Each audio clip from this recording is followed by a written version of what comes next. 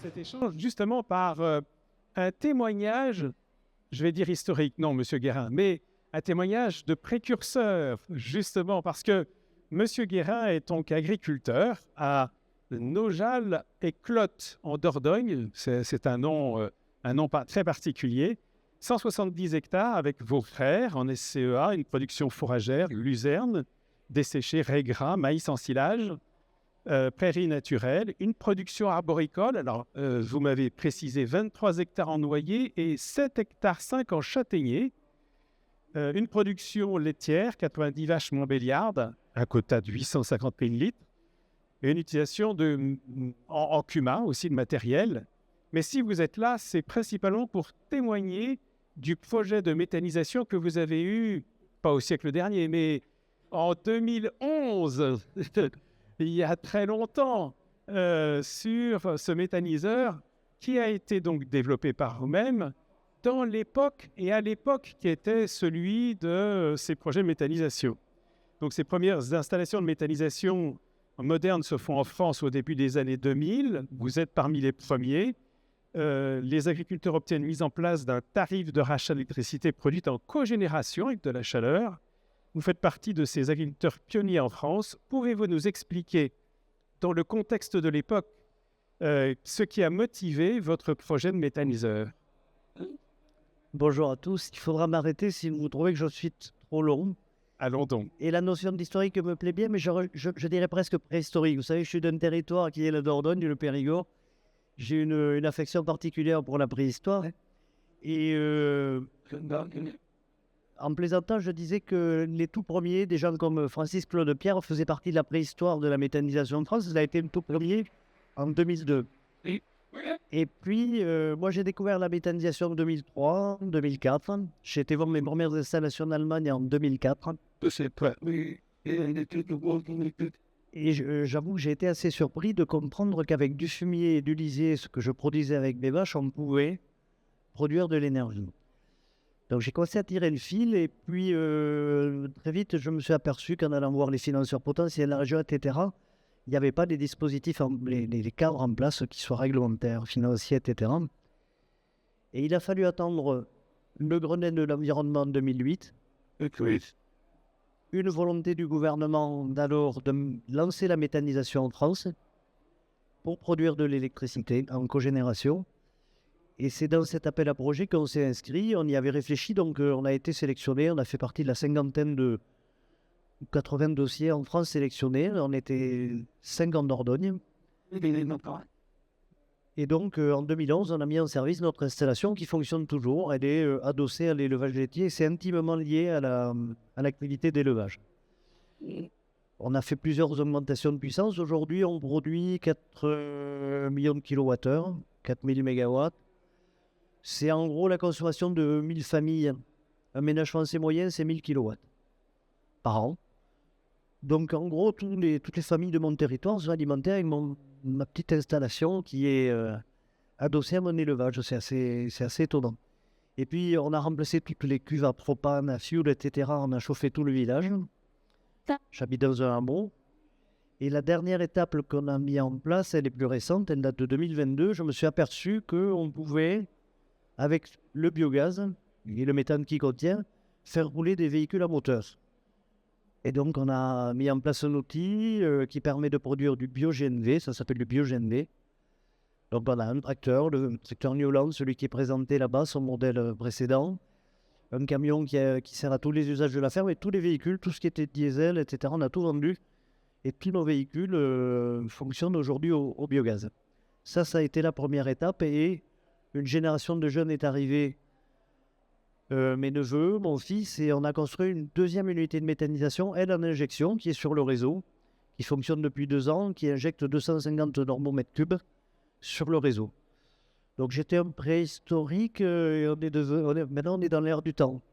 Et la dernière nouveauté, on y travaille aujourd'hui, c'est qu'on arrive en fin de contrat sur notre installation initiale, et on a commencé à travailler dur. On a lancé plusieurs études pour transformer notre unité historique de la cogénération vers l'injection. Et ça semble correspondre à un certain nombre d'attentes de l'État, du gouvernement.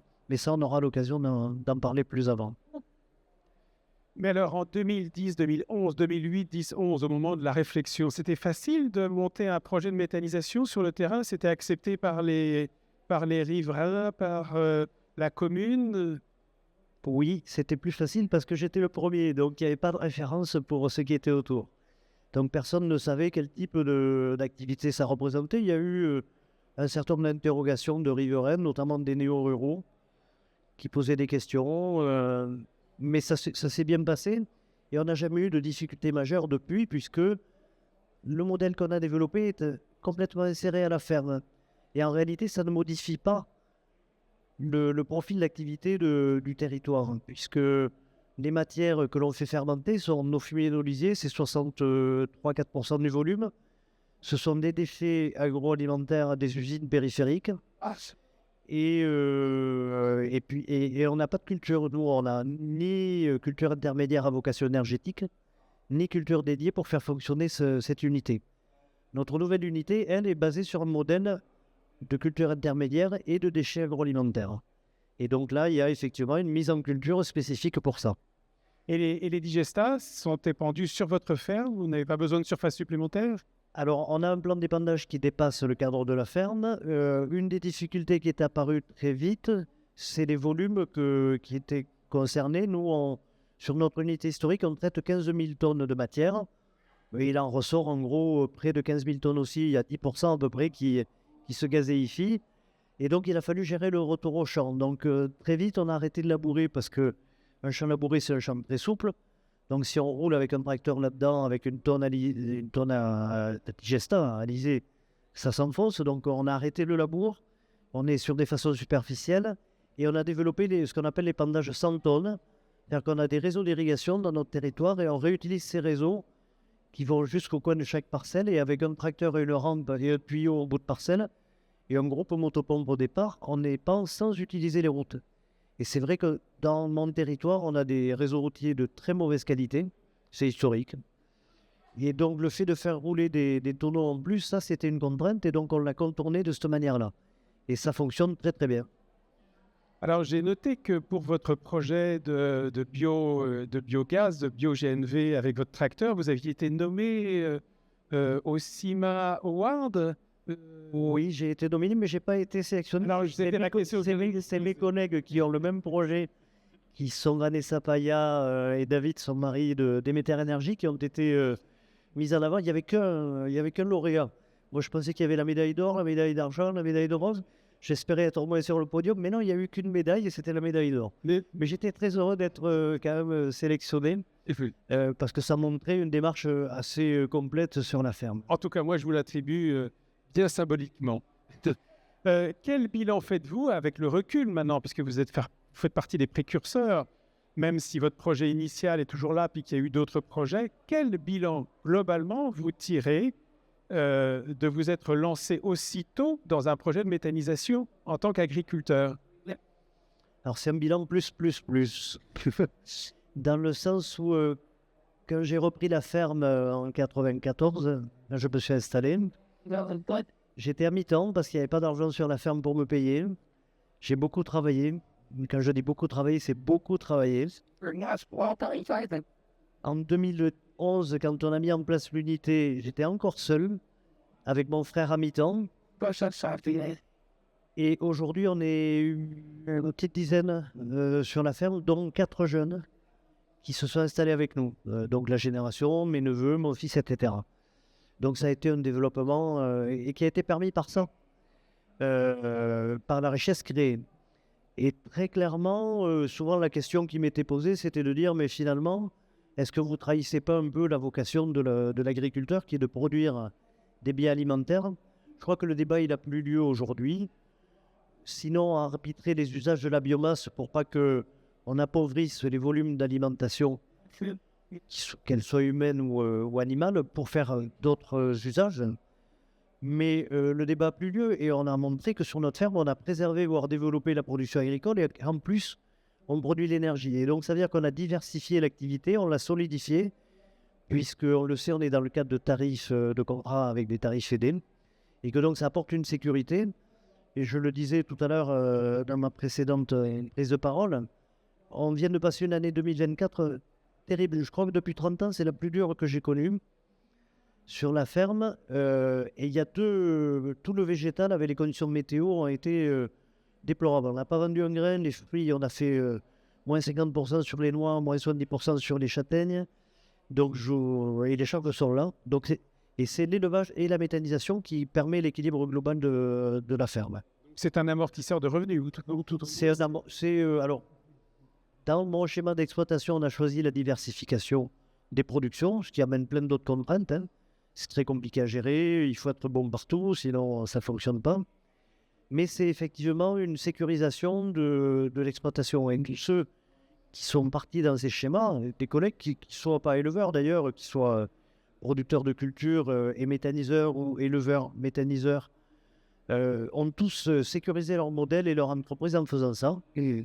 Donc c'est une réussite et c'est à mon avis un métier qui relève complètement, et c'est la position de notre association, l'association des agriculteurs méthaniseurs de France, qui est de dire que toute la biomasse qu'on fait fermenter, si on met le fermenteur dans une ville ou dans une zone industrielle de ville ou dans un canton, dans une zone artisanale de canton, ça reste une biomasse agricole qui est mise à fermenter dedans. Et toutes les matières, on les ressort, on les ramène dans les champs. Donc c'est complètement une activité agricole, et le meilleur endroit pour placer ces outils-là, c'est vraiment au milieu des champs, puisque le transport vient dégrader complètement le bilan environnemental de l'activité. Et donc on a tout intérêt à le placer au milieu des champs. Et les champs, c'est vraiment une affaire de paysans. Merci bien, Monsieur Guérin. Mais si à votre époque, les conditions d'implantation d'un méthaniseur étaient faciles, elles le sont quand même un peu moins, et c'est tout l'objet du travail de Philippe Verviers. Philippe Verviers qui est spécialiste français des méthodologies de concertation locale et d'acceptabilité sociale. Docteur en écologie, directeur de recherche au CNRS pendant plus de 20 ans. Philippe coordonne jusqu'à 40 équipes de recherche pluridisciplinaires, et vous êtes spécialisé dans les interfaces environnement, société, économie. En 2010, Marc fonde Acceptable Avenir, dont il est le dirigeant, afin d'accélérer l'acceptabilité des projets de transition énergétique. Depuis, vous avez accompagné plus de 40 projets. En 2018, vous recevez un prix. J'ai que des lauréats aujourd'hui. Water Innovation pour la gouvernance de l'eau. Et vous êtes engagé dans tout ce travail-là. En se concentrant sur les projets de méthanisation, quelle est finalement votre méthode de travail pour ce travail d'acceptabilité des projets de transformation énergétique? Existe-t-il des particularités pour les projets de méthanisation? Oui, bonjour à toutes et à tous. En fait, il y a des points communs de tous les projets qu'on accompagne. Donc, je vais faire quelques petits commentaires parce qu'il y a GRDF à la table. Donc, on utilise les mécanismes... Et la parole est totalement libre, Monsieur Verdier. On utilise les mécanismes de l'acceptabilité pour tendre vers l'acceptation locale, vers l'appropriation locale. C'est les termes exacts. Et tous les projets qu'on accompagne, alors dans tout type d'énergie renouvelable, on fait même aussi du déchet, du stockage de déchets. Ce n'est pas non plus forcément très, très facile. On a travaillé au début de l'entreprise avec des sociologues. On voulait vraiment poser un cadre qui nous permette de réfléchir en termes d'ingénieurs, mais tout en s'appropriant, ou en tous les cas se rapprochant des études de sociologues. Et on s'est aperçu, le chiffre que j'utilise souvent, c'est 1/3, 2/3. C'est-à-dire que dans tous les projets, quand ils arrivent sur un territoire, il y a l'acceptabilité ou l'acceptation locale va dépendre de l'entièreté du projet. Et il y a 1/3 qui correspond à tout ce qui est les dimensions techniques, agronomiques, réglementaires, économiques. Mais ça ne représente qu'1/3 de ce qui va faire que le projet va être accepté ou pas sur son territoire. Et les 2 autres tiers, c'est ce que M. Guérin a décrit, c'est toute la partie relationnelle avec le territoire, la démonstration, la structuration. Et il est vrai que ça devient de plus en plus compliqué, parce que même les bons, entre guillemets, les bons exemples ne suffisent pas à contrebalancer les quelques mauvais exemples qui existent et qui sont utilisés, surutilisés par les opposants à la méthanisation. Donc, en fait, on travaille sur la capacité à faire en sorte qu'on crée de la confiance, parce que c'est ça en fait, il faut créer de la confiance entre le projet, le porteur de projet et son territoire. Et la spécificité de la méthanisation, c'est que c'est très compliqué de dire à des agriculteurs qui sont là depuis plusieurs générations sur le territoire que du fait qu'ils vont générer un nouveau projet, ils vont peut-être perdre la confiance avec leurs voisins, avec les élus. Ça, c'est vraiment quelque chose qui est très compliqué et que moi, je comprends complètement, hein, parce que du jour au lendemain, les voisins ne leur parlent plus, du jour au lendemain, le maire ne parle plus et ils se demandent de ce qui se passe, quoi. Alors, en fait, il y a vraiment cette dimension spécifique qu'il faut vraiment prendre en compte. Et c'est un accompagnement qui est aussi difficile parce que, comme l'a dit M. Guérin, c'est quand même avant tout, normalement, une question d'agriculteurs. Mais la société, actuellement, hein, moi, j'ai vu le virage autour des années 2020. Là, il y a eu un virage qui s'est fait. Il y a une demande ou une exigence, plus exactement, entre guillemets, de s'occuper ce qui fait l'environnement de chacun. Et l'environnement de chacun, bien sûr, il y a le monde agricole avec, quoi. Et donc, de temps en temps, il y a un peu d'ingérence. Les agriculteurs ont tendance à dire, on est chez nous, c'est quand même nous que ça regarde en premier. Et puis, les personnes qui vivent autour ont tendance à dire, oui, mais ça fait partie de notre environnement, donc on a aussi notre droit de regard. Ça, c'est vraiment le point de départ. Et Je vous en prie, terminez. et ce que je voulais dire, c'est que le virage que je vous citais en 2020, c'est qu'il y a eu deux choses que j'ai observées. Pour la méthanisation, il y a eu la création du Centre national scientifique de la méthanisation raisonnable. Et je pense que ce serait plutôt le Centre national qui devrait être raisonnable. Et il y a eu aussi des élections municipales qui ont provoqué un virage assez spectaculaire avec des grandes agglomérations qui sont parties du côté de l'écologie. Et ce qui fait que sur le territoire, je me suis aperçu que les élus, d'un seul coup, ils étaient beaucoup moins nombreux à dire ton projet m'intéresse, je vais le supporter. C'est-à-dire qu'il y a eu ces deux phénomènes en même temps, ce qui fait qu'actuellement, un porteur de projet de méthanisation qui se lance, il regarde derrière qui vient l'aider, quoi. Et ça devient compliqué. Ça devient compliqué parce qu'il y a beaucoup moins le contexte est beaucoup moins favorable à ce qu'il y ait des personnalités du territoire qui viennent aider. Alors, ce que je dis toujours à ceux que j'accompagne, que ce soit de la méthanisation, du photovoltaïque ou n'importe quoi, c'est il faut aider ceux qui veulent vous aider à vous aider. C'est-à-dire qu'il faut vous créer le contexte favorable pour que les maires ou les autres n'aient plus peur à venir supporter votre projet. Donc, ça veut dire travailler sur les fameux 2 tiers qui ne sont pas forcément les plus faciles, hein, parce que quand un agriculteur il travaille déjà ses 70 heures ou plus par semaine, qu'en plus il doit monter son projet d'un point de vue technique, c'est déjà une prouesse. Et après, on lui dit, en plus, il faut travailler sur la communication, la relation. Et il dit, mais moi, j'habite là depuis tout le temps, je vois quoi je ferai, quoi. Donc ça, c'est un vrai sujet, quoi. Justement, en fait, qui vous sollicite? Ce sont plutôt les agriculteurs, les collectivités territoriales, les agriculteurs seuls, des collectifs d'agriculteurs, les énergéticiens. Qui fait appel à vous pour essayer de rendre acceptable un projet? Alors, pour l'instant, les projets que j'ai accompagnés, c'est plutôt des agriculteurs qui viennent nous solliciter. Alors, de temps en temps, leur assistant maîtrise d'ouvrage fait un peu la relation. Donc, c'est plutôt le monde agricole. Les collectivités sont plutôt sur de la méthanisation un peu plus collective et puis sur d'autres objets. Et là, on est plus sur des problématiques de perception des risques parce que c'est des installations un peu grosses. Mais dans le monde agricole, hein, M. Guérin l'a très bien dit, hein, il y a quand même un équilibre très juste à trouver entre la valeur qui va être ajoutée pour l'agriculteur et des agréments qui peuvent être générés sur le territoire. Par exemple, le trafic ou la visualisation, le paysage. Donc, il faut vraiment travailler sur cet équilibre, quoi, adapter le projet sur ce contexte. Est-ce qu'on fait appel à vous plutôt par anticipation ou quand on est en gestion de crise? Concrètement, sur le terrain, ça se passe comment? Alors, maintenant, ça va beaucoup mieux. Et le message commence à passer, c'est-à-dire que l'anticipation commence à prendre le pas. Voilà.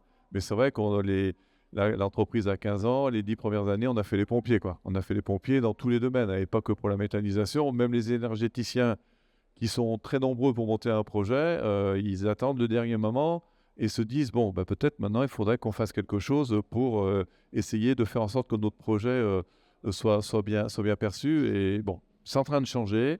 Il faut quand même continuer à toujours à argumenter le fait que plus on s'y prend à l'avance, on a l'impression de perdre du temps et de l'argent. Et ben, en fin de compte, on va le rattraper largement parce qu'on va réduire les... Nous, on estime à peu près... On peut réduire les temps de développement entre 6 mois et 18 mois. D'accord. Voilà, 6 mois et 18 mois parce que on s'aperçoit qu'on crée une synergie avec le territoire. Ce qu'a réussi M. Guérin, mais lui, il l'a réussi par la démonstration. Il est arrivé, il a pu démontrer que son projet était bien pour tout le monde, sauf que quand un projet est nouveau et qu'il arrive sur un territoire, il y a plein de gens qui sont dans la suspicion, voire dans la défiance, là, c'est compliqué de leur dire ça va bien se passer, quoi. Ouais. Vous m'avez dit qu'il y a une nouvelle réglementation dans les projets industriels et dans la phase de concertation qui est réduite de 3 mois. Est-ce que ça ne va pas cristalliser la difficulté de faire accepter les projets sur les territoires? Alors ça, c'est les projets qui sont soumis à autorisation environnementale. Alors bon, la méthanisation, c'est sur certains seuils, hein. Et oui, il y a eu une volonté du législateur de dire on va accélérer, donc de réduire le temps d'instruction. C'est-à-dire, ils appellent ça consultation paralysée. C'est-à-dire que les services, les collectivités, les personnalités qui doivent être consultées et le public vont être consultés en même temps pendant 3 mois. Et là, je me dis de mettre sur la place publique un dossier on ne sait pas trop d'où il sort et que tout le monde a accès en temps réel à toutes les informations, ça risque de créer des tensions encore plus qu'avant. Alors ça, c'est la loi, il y a le décret est sorti. Les services de l'État sont en train de s'organiser. A priori, ils disent nous, on va prendre un peu plus de temps à l'avant pour la phase facultative, mais qui est fortement conseillée de prendre le temps de travailler avec les services de l'État. Et nous, on a tendance à dire, faisons la même chose avec la concertation avec les autres acteurs du territoire, les élus, les parcs s'il y en a, ou les publics. C'est-à-dire, prenons le temps de mettre en place des dispositifs qu'il faut bien dimensionner. Ça, j'ai oublié de dire, nous, on a travaillé beaucoup avec les sociologues sur des outils d'évaluation des risques pour dire il ne s'agit pas pour un projet, quel que soit le projet et son concept, de toujours mettre la même solution parce que ça coûte trop cher. Donc, il faut vraiment s'ajuster. Voilà. Donc, il faut anticiper. Maintenant, on a les outils qui permettent d'anticiper au mieux pour éviter de faire perdre du temps et de l'argent aux porteurs de projets et avec le maximum de réussite. Mais l'anticipation, avec la nouvelle loi, je la conseille encore plus parce qu'autrement, on va se retrouver dans des situations où ça va être vraiment à risque très élevé. Merci.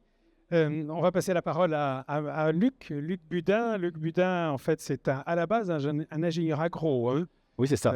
Et puis, Luc débute sa carrière dans la gestion de l'eau, puis chez Suez dans la gestion du compostage et de la méthanisation. Exact. Un passage chez GRDF. Il est désormais le délégué général du club Biogaz chez ATEE, l'association technique énergie environnement. En fait, l'interprofession de la méthanisation, vous allez nous en parler. Une association créée en 1978 pour promouvoir la maîtrise de l'énergie en se fondant sur des bases techniques. Plusieurs clubs et ainsi de suite. Vous allez nous expliquer tout cela. Ce club Biogaz, créé en 1999, regroupe 300 membres. Quels sont les types de membres et leurs caractéristiques et quel est l'objectif de ce club? Bonjour à tous. Oui, effectivement, le club Biogaz a 25 ans. Et derrière ce club, en fin de compte, c'est l'interprofession de la méthanisation qui se regroupe. Alors ça, l'interprofession, c'est toute une chaîne de valeur qui commence par les gens qui font des études, qui construisent, qui fournissent du matériel, mais aussi qui financent, qui assurent. Il y a aussi les fournisseurs d'intrants, ceux qui vont gérer plutôt les digestats, les gestionnaires de réseau. Et on retrouve aussi le monde de la recherche, de l'innovation et les associations qui peuvent travailler autour de la méthanisation. Donc, toute une interprofession qui s'est regroupée avec un but commun, c'est promouvoir les meilleures pratiques connues. Alors, on parle bien sûr de pratiques techniques. Et donc, notre but, c'est de partager la connaissance technique au sein de tous les membres. Ce club Biogaz, j'ai compris, avait créé un centre technique national du biogaz et de la méthanisation et qui a créé un label Calimeta. C'est utile ce label? C'est obligatoire pour avoir un projet de méthanisation? À quoi ça sert? L'intérêt du label? Il faut savoir que la méthanisation en France, ça a déjà pas mal d'années, hein, mais c'est loin d'être préhistorique. C'est-à-dire qu'il y a 25 ans, c'était vraiment le balbutiement. Et l'enjeu de la méthanisation à 25 ans, c'était de le développer à grande échelle. Or, quand on part de rien, parce que finalement la filière n'existait pas en France, eh bien, il fallait tout créer. Alors bien sûr, on avait nos voisins et amis qui sont venus avec des méthodes, avec des conceptions, avec des brevets, et qui nous ont aidés à démarrer. Il faut savoir qu'aujourd'hui, 80% de la filière, elle est française. Donc cette filière, elle s'est créée, elle s'est structurée, elle s'est professionnalisée, et elle propose maintenant une offre, pas franco-française, mais elle est imprégnée par les cultures, par les traditions, pas les traditions, mais enfin, par les méthodes qu'on peut utiliser en France. Et donc, toute cette profession, elle avait besoin de grandir, mais aussi de s'adapter aux réglementations, aux meilleures pratiques. Et c'est ça qui a fait qu'un jour, on s'est posé la question, tout d'abord de se dire, il faut qu'on ait un centre technique pour la méthanisation, mais sur la recherche et l'innovation. Ça, c'était le CTBM. Et puis, il y a une dizaine d'années, les banques et les assurances sont venus nous voir et nous ont dit, le Club Biogaz, il faut que vous fassiez quelque chose, parce qu'on remarque qu'il y a 50% des sites qui connaissent quand même des problèmes techniques et qui ont du mal à les surmonter. Et parfois, ça remet en cause la pérennité financière ou bien l'assurance ne veut plus assurer. Alors face à ce constat, on s'est dit il faudrait qu'il y ait un label qui sécurise ceux qui vont construire. Parce que construire, c'est prendre un risque. Hein, et c'est un risque qu'on ne peut pas prendre deux fois. C'est même l'investissement de la vie de l'agriculteur. Donc, il s'agit de pouvoir faire confiance à son constructeur. Et ce label Calimeta, c'est un label qui tamponne une structure qui sait, d'une part, respecter la réglementation. Alors vous allez me dire, c'est évident, mais la réglementation, elle est complexe. Et pour savoir la respecter, il faut en être bien conscient et savoir le faire. Et deux, être capable de mener un projet jusqu'au bout avec une chaîne de valeur qui puisse permettre de produire du biogaz pour faire de l'électricité ou du biométhane pour l'injecter. Vous avez l'avantage d'avoir un parcours et puis une vision un peu historique de tous ces projets de méthanisation. À ce jour, quel est l'état du parc des méthaniseurs? Il y a combien de méthaniseurs en France? Il y en a combien en cogénération? Il y en a combien en injection? Et décrivez-nous un peu l'état actuel du parc des méthaniseurs. Ah oui, alors, vous qui avez l'histoire, vous connaissez l'histoire. C'est intéressant parce que quand on parle d'histoire, il faut la retracer l'histoire. L'histoire, elle a commencé, comme l'expliquait Bertrand, avec des méthaniseurs qui faisaient de la cogénération. Ces méthaniseurs qui font de la cogénération, il y en a... Alors, des installations qui font de la cogénération, il y en a 1100 en France. Dans les 1100, il y en a à peu près 900, un tout petit peu plus, qui sont des méthaniseurs agricoles. Les autres, c'est sur des ISDND, pour ceux qui connaissent les centres d'enfouissement technique, ou bien sur des stations d'épuration. Donc, en cogénération, il y a 1100 installations. En injection, mais alors je vais me retourner vers Xavier, peut-être qu'il connaît le chiffre exact. À la fin de l'année dernière, c'était 730, mais maintenant, on doit être plus. 734 734 installations qui sont aujourd'hui en injection. Donc, si on ajoute 1100 plus 730, vous voyez, on a 1830 installations en France qui fabriquent du biogaz et dont une partie part en injection et l'autre partie en cogénération. Mais c'est beaucoup moins que dans certains pays et en particulier l'Outre-Rhin alors. Alors, c'est pas beaucoup moins, c'est beaucoup plus. Beaucoup plus que... Oui, alors c'est une particularité. En France, on a quand même, il y a environ 1000, fin 2000, alors mon chiffre n'est pas tout à fait à jour, mais fin 2022, il y avait 2200 installations en Europe.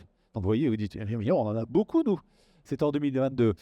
Mais en réalité, ça cache beaucoup de différences intra-communautaires. C'est qu'en France, on a beaucoup de petites installations inclusives dans la ferme qui permettent de gérer tous les composants de la ferme et qui font partie, c'est comme un atelier. Alors qu'il y a beaucoup de pays, ils ont des très grosses installations. Ce qui fait par exemple qu'en cogénération, on a des installations en moyenne de 80 normomètres cubeurs en France. Quand on est en injection, on est plutôt sur des installations de 180 normomètres cubeurs. Vous voyez, en cogénération, c'est déjà des plus petites installations. En injection, on est déjà sur du plus grosses installations. Mais la moyenne en Europe, si on enlève la France, c'est plutôt au-dessus de 400, plutôt 480 normomètres cubes. Vous voyez, on a une particularité en France. On a des outils qui sont dimensionnés plutôt à la taille des exploitations agricoles. Sur cette période un peu longue, 2010-2025, comment a évolué l'implication des agriculteurs? ils sont toujours aussi intéressés, toujours aussi actifs, ou est-ce que finalement la décision elle est prise par d'autres, par l'environnement, par l'écosystème, et que l'agriculteur est un sous-traitant, ou est-ce qu'il est vraiment acteur et décideur de ces projets de méthanisation? Parce qu'en intrant, il faut quand même un peu de biomasse, et puis en sortant, il faut quand même un peu de surface d'épandage. C'est une très bonne question. Quand on est en cogénération, 90% des installations sont des installations agricoles. En injection, c'est 85%. Donc, le cœur de la méthanisation, c'est le domaine agricole. Alors, bien sûr, il y a d'autres installations sur les ISDND ou industrielles qui sont aussi extrêmement performantes, mais il faut savoir qu'en nombre, le modèle agricole est un modèle qui est majoritaire et largement majoritaire en France. Quand on est agriculteur, et c'est peut-être aussi une question à M. Guérin, un méthaniseur, il faut créer une société commerciale, c'est du bénéfice agricole, c'est du bénéfice industriel et commercial.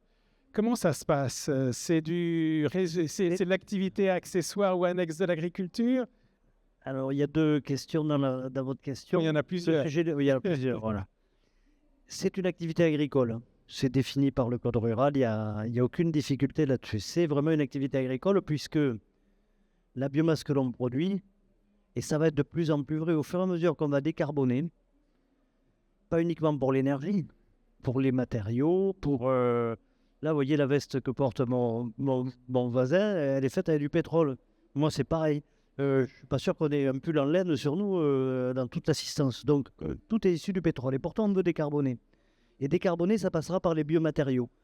Et les biomatériaux, c'est issu des champs des paysans, tout ce qu'on fait pousser, des fibres, des grains de maïs pour faire des bioplastiques, et puis la forêt pour faire des fibres bois, des bois de construction, etc. Donc toute la décarbonation passera par là. Donc c'est vraiment une activité agricole qui est pas uniquement de l'alimentaire, mais aussi pour la production d'énergie, de biomatériaux. Donc c'est vraiment agricole puisque on fait pousser dans les champs des matières avec le mécanisme merveilleux de la Mais dans votre donc c'est une activité agricole. Dans votre méthaniseur, il y a aussi un peu de produits des industries agroalimentaires. Absolument. Et d'où ça vient avant? Avant d'être dans l'industrie agroalimentaire, ça venait d'où? Ça venait du champ du paysan. Et puis quand c'est sorti de l'industrie agroalimentaire, ça arrive dans un magasin. Et puis dans les magasins, il y a des invendus. On appelle ça les, je ne sais plus comment ils appellent ça, là, les biodéchets. Tu as des emballages. Oui, tout à fait. Et puis il y a des dates de péremption. Donc on doit les sortir des rayons des magasins. Alors on essaie bien de faire des promotions, les magasins, etc., de sauver un peu la mise. Mais à un moment donné, ça finit dans une benne. Et qu'est-ce que ça devient aujourd'hui? Puisqu'il y a une obligation de tri et de valorisation des biodéchets. Eh bien, en les passant des machines, où on essaie de séparer tant bien que mal le plastique qui emballe les denrées alimentaires des matières qui peuvent fermenter, et on le ramène dans les méthaniseurs. Donc ça vient bien du champ des paysans, ce qu'il y a dans le magasin. Et puis après, le bout de fromage que vous laissez dans le frigo, ou la pelure de pommes de terre que vous avez, si vous avez encore des pommes de terre entières dans votre poubelle, tout ce qui est dans la poubelle, le fermentescible, là.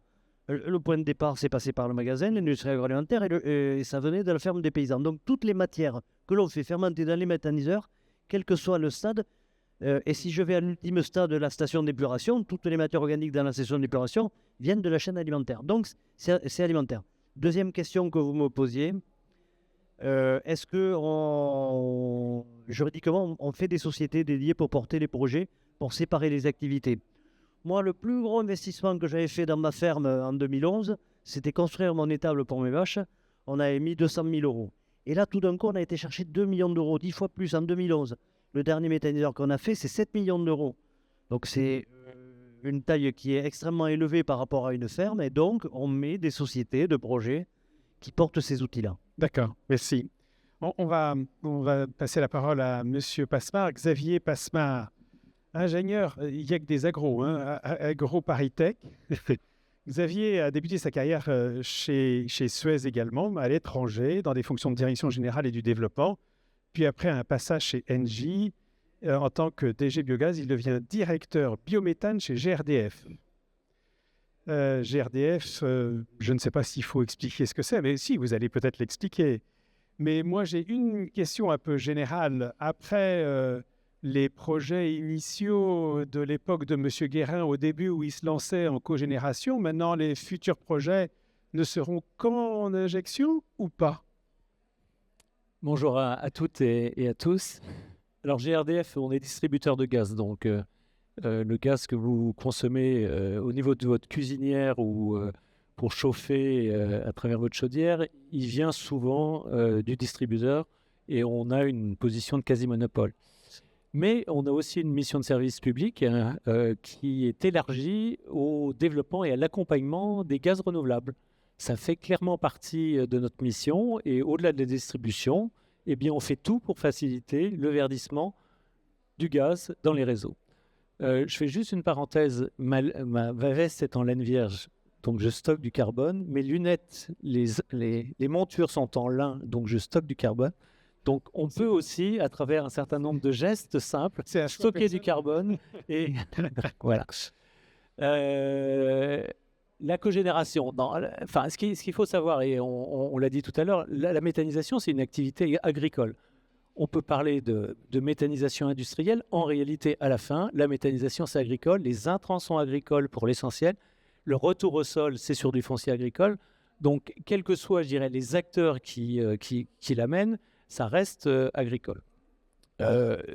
Et donc, l'enjeu principal, contrairement à ce qu'on pense, l'enjeu principal pour un agriculteur, c'est pas de produire de l'énergie souvent, c'est d'aller chercher du digestat ou de mieux gérer ses effluents d'élevage à travers le digestat. Et donc, la cogénération, elle a sa place. La cogénération, elle a sa place. Cela étant, il y a deux choses qui peuvent s'opposer à ça.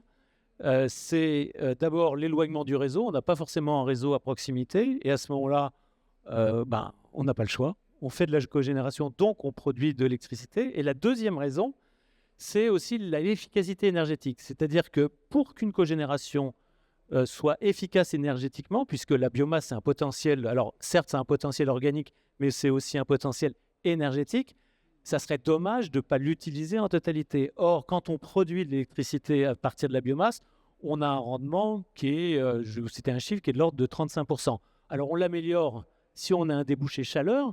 Encore faut-il qu'on puisse utiliser cette chaleur de façon, je dirais, fréquente. Et donc, on se heurte souvent à une problématique de rendement global qui est pas optimale. Alors qu'avec l'injection, on produit du biométhane, on l'injecte dans le réseau. Alors, après, il peut même être stocké dans des stockages en France, qu'on a des capacités de stockage très importantes. Et on l'utilise surtout quand on veut. Et donc, le rendement global de l'injection est bien meilleur. Donc, si on se place dans une logique de territoire, on a un potentiel qui est là et l'injection assure un meilleur rendement, donc une meilleure utilisation de la biomasse. Mais ne me faites pas dire que la cogénération n'est pas utile et ne peut pas rendre de très grands services au territoire. Tout comme l'injection dans un tracteur, si j'ai bien compris aussi. Mais même si elle est marginale. Après, on peut utiliser du biométhane dans un tracteur, oui.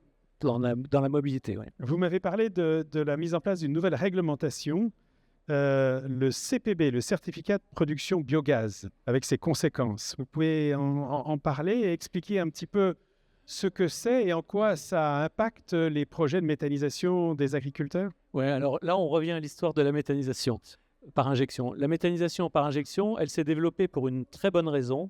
C'est que, pour une fois, les pouvoirs publics ont fait quelque chose de simple. Ils ont inventé le tarif d'achat, c'est-à-dire vous avez un guichet, vous êtes agriculteur, vous voulez développer dans la méthanisation, vous allez à ce guichet, vous demandez un tarif d'achat et on vous donne un tarif pour racheter le biométhane que vous produisez pendant 15 ans et en plus, il est indexé. Donc ça, c'est une belle invention. Sauf que c'est le budget de l'État. Et vous connaissez aujourd'hui les pressions qui s'exercent sur le budget de l'État. On cherche à réduire le budget de l'État, à désendetter l'État. Et donc, les pouvoirs publics se sont posé la question, qu'est-ce qu'on peut faire pour continuer à développer le biométhane tout en allégeant le budget de l'État? Alors, il n'y a pas 36 façons. À ce moment-là, il faut se retourner vers les consommateurs de gaz. Et donc, l'évolution qu'on a eue en termes de réglementation, elle consiste à quoi? C'est de dire, ce n'est plus l'État qui va financer le prix de revient pour pouvoir injecter, ce sont les consommateurs de gaz qui vont payer une partie de ce gaz vert. Alors, ce n'est pas directement vous et moi qui allons payer ce gaz vert, c'est votre fournisseur de gaz. Alors, c'est Equator, c'est Total, c'est d'autres qui ont une obligation de contracter du gaz vert sur leur gaz. C'est-à-dire, au lieu d'aller chercher du gaz naturel à 100% qui est importé d'un autre pays, ils vont importer une partie plus faible et le complément, ils vont l'assurer auprès d'agriculteurs qui vont leur fournir du gaz vert. Et comme il y a un surcoût, parce que comme on l'a dit et Bertrand l'a dit, il y a un surcoût sur le biométhane par rapport au gaz naturel, et bien ce surcoût, il est répercuté à due proportion sur les consommateurs de gaz. Et donc ça, c'est une petite révolution qui va se mettre en place et ça prend une forme d'obligation qui est faite aux fournisseurs de gaz. Donc tous les fournisseurs de gaz, à partir de 2026, seront obligés d'incorporer du gaz vert dans leur mix énergétique et le répercuteront aux consommateurs. Et ça commence à partir de 2026 avec des obligations qui vont être croissantes année après année. Et donc ça, c'est quelque chose de très nouveau. Bon, l'intérêt, c'est que ce n'est plus le budget de l'État, donc ça ouvre aussi la possibilité de financer des quantités importantes de gaz à la limite près. On est tous citoyens, on est tous consommateurs. La limite, c'est le pouvoir d'achat. Il faut que ça impacte de façon modérée le pouvoir d'achat des consommateurs, parce que sinon, on va se retrouver face à un autre problème. Il y a 15 jours, nous avions les controverses de l'agriculture qui étaient organisées par le groupe Réussir. Et à cette occasion, ils ont fait une enquête auprès des agriculteurs qui a montré que face à la baisse des revenus agricoles, 50% des agriculteurs interrogés estimaient que les chances faibles d'amélioration de revenus et donc envisageaient l'activité de production d'énergie comme souhaitable, voire nécessaire. Qu'en pensez-vous? 50% des agriculteurs disent que finalement, il faut se lancer dans de la production d'énergie face à la baisse des revenus agricoles. Vous avez un commentaire les uns les autres? Moi, je peux juste faire un témoignage. Mon arrière-grand-père, mon grand-père, il produisait de l'énergie. Il produisait de l'énergie, certes, pas du biogaz, mais il produisait au travers... de l'orge pour ses chevaux. Voilà, et à travers les chevaux, c'était les chevaux qui faisaient la mobilité, en tout cas des outils de travail. Donc, quelque part, c'est pas nouveau. C'est ça que je voulais dire. C'est juste peut-être un retour à un équilibre qu'on connaissait un peu plus avant. Donc, finalement, le rapport du Shift Project sur l'agriculture et son grand graphique qui montre l'origine de l'énergie utilisée par l'agriculture qui, pendant des siècles et des siècles, a été l'humaine ou l'animal et qui, en 10 années, s'est transformée totalement avec de l'énergie fossile issue du pétrole. Il faut revenir à un autre mix énergétique utilisé par l'agriculture? Oui, juste une réserve près, c'est que l'agriculture, elle est d'abord là pour assurer notre souveraineté alimentaire. Et donc, on voit bien que le curseur, il faut faire attention où on le met. Et donc, toute la discussion est de toujours prioriser les cultures alimentaires. Et d'ailleurs, la législation en France est très bien faite, puisque l'alimentation, enfin l'approvisionnement des méthaniseurs ne doit pas venir en concurrence avec les cultures alimentaires, avec un pourcentage maximum de cultures alimentaires qui peuvent être mis dans les méthaniseurs pour éviter la dérive qu'on a connue dans d'autres pays, que sont par exemple l'Allemagne. Nous arrivons un peu au terme de nos 45 minutes avant de passer au Café des Agris où on aura un témoignage d'un autre agriculteur mais qui a un projet en cours. Et puis aussi les conseils sur les meilleurs conseils pour se lancer dans un projet de méthanisation. Moi, je voudrais vous demander une phrase de conclusion pour chacun d'entre vous. Je me place à la place d'un agriculteur qui a un projet de méthanisation. Quel conseil concret vous lui donneriez? Oui. Moi, je lui dirais de ne pas avoir peur, ni de la taille du projet, parce qu'on l'a vu, ça dépasse souvent tout ce qui a pu être fait dans une ferme avant. Ne pas avoir peur de son environnement, il faut savoir effectivement communiquer, mais c'est un sujet très délicat. Parfois, la communication est contre-productive. Communication positive et contre-productive. Parfois, il faut être un peu discret.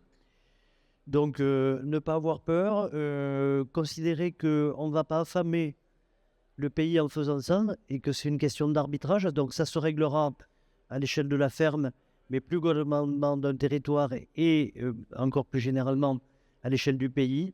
Et c'est une affaire qui va se gérer sur le temps long.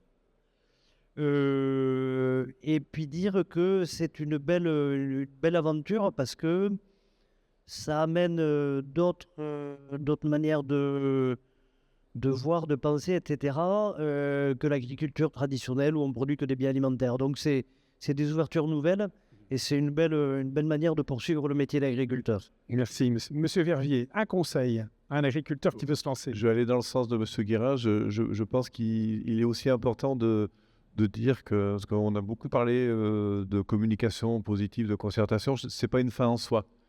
En revanche, ce qui est absolument indispensable, c'est vraiment d'adapter son projet au territoire. Il faut vraiment que ça soit chevillé au cœur, cette vision, parce que ça va éviter beaucoup de problèmes.